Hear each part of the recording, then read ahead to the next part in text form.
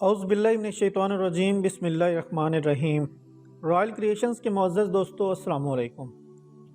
دوستو، سلطان عبداللہ کی وفات کے بعد 1912 عیسوی میں اس کا پوتا عبد الرحمن اسپین کا حکمران بنا، جو بہت ہی زاہد اور تقوی والا اور عدل و انصاف کا پیروکار تھا۔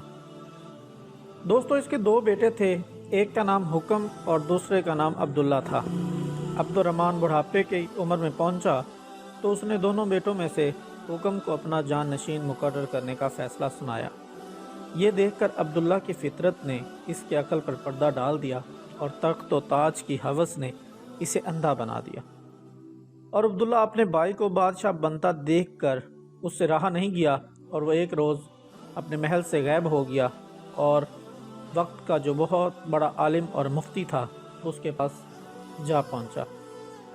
چونکہ اس وقت کے مسلمان اس مفتی کے تمام باتیں مانتے تھے اور اس کے فتوے پہ عمل کرتے تھے۔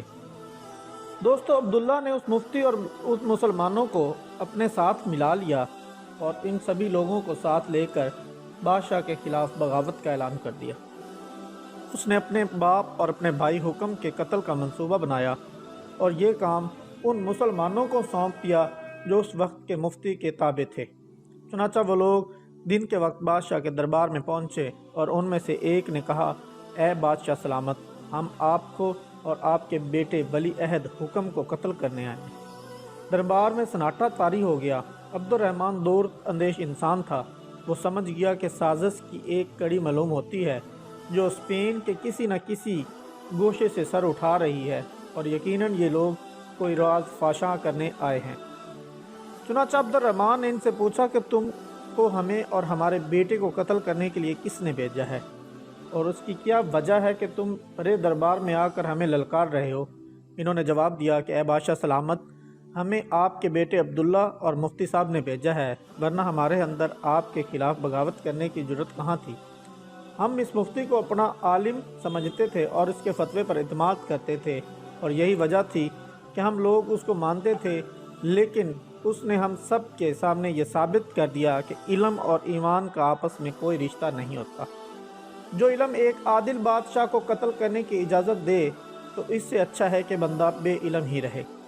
آپ کے بیٹے عبداللہ اور اس مفتی سے کہہ کر آئے ہیں کہ ہم آپ کو اور آپ کے بیٹے حکم کو قتل کر کے آئیں گے، لیکن ہم نے دل سے اس بات کو تسلیم نہیں کیا تھا۔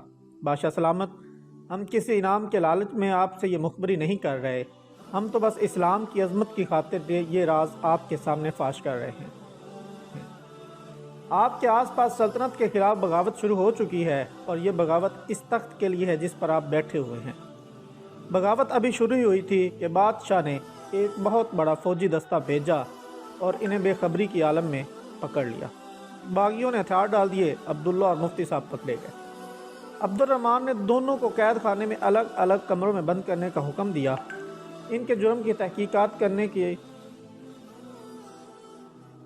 کی تحقیقات شروع ہو گئیں۔ مفتی صاحب نے پہلے ہی رات قید خانے میں خودکشی کر لی، اور عبداللہ کے خلاف بغاوت اور فوج کے بہت سے لوگوں کو قتل کرنے کا جرم ثابت ہو گیا۔ چنانچہ قاضی نے اس کے لیے سزائے موت لکھ دی۔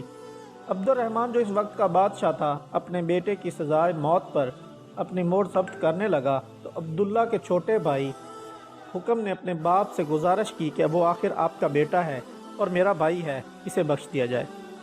عبد الرحمن نے کہا، تم جسے میں اپنے نادان بیٹے کو جلادوں کے حوالے کر کے خوش رہوں گا، کل جب جلاد کی تلوار اس کا سر اس کے دھڑ سے جدا کرے گی تو میرا دل کٹ جائے گا، لیکن اگر میں نے اسے زندہ رہنے دیا تو یہ سلطنت ختم ہو جائے گی۔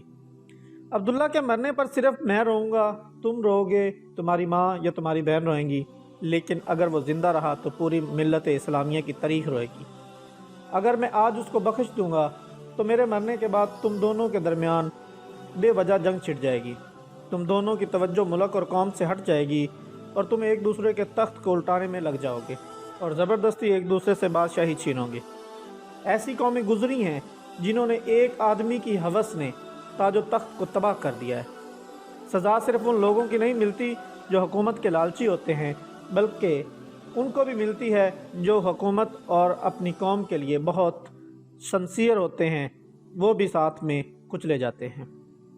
اگر میں آج اس کو معاف کر دیتا ہوں تو ہماری خاندان کا نام تاریخ میں برے الفاظ میں لکھا جائے گا، کیونکہ یہ آج جو اس نے بغاوت کی ہے یہ کل بھی یہی بغاوت کرے گا۔ اور پھر یہی جرم جو عبداللہ نے کیا ہے کوئی اور کرتا تو میں فوراً اسے جلاد کے حوالے کر دیتا اور تو کہتا ہے کہ تیرے بھائی کو بے گناہ کر دوں۔ کیا تم نے اپنے خاندان کی تاریخ میں ذلت شامل کرنا چاہتا ہے کہ اس خاندان کے ایک بادشاہ نے اپنے بیٹے کو بغاوت کے جرم میں معاف کر دیا تھا؟ میں ملک اور قوم کی خاطر اپنے بیٹے کو قربان کرتا ہوں۔ دوسری صبح عبداللہ کو جلادوں کے حوالے کر دیا گیا۔ یہ 949 عیسوی کا واقعہ ہے۔ یہ اس عبد الرحمن کا فیصلہ تھا جو اسپین کا فرما بردار تھا، سلطان اور بادشاہ تھا، لیکن یہ عبد الرحمن باپ بھی تھا۔ اس کے بیٹے کا سر جلادوں نے تن سے جدا کر دیا۔ اتنا دکھ ہوا اس کو کہ سلطنت کے کاموں کے سوا وہ خاموش اور اداس رہتا تھا۔ اس غم نے نڈال کر دیا تھا، یہاں تک کہ 11 سال بعد وہ اسی غم سے اتنا کمزور ہو گیا کہ اس نے سلطنت اپنے بیٹے حکم کے سپرد کر دی اور گوش نشین اختیار کر لی۔ پھر اس کے اگلے ہی سال 961 عیسوی میں وہ اپنے خالق حقیقی سے جا ملا۔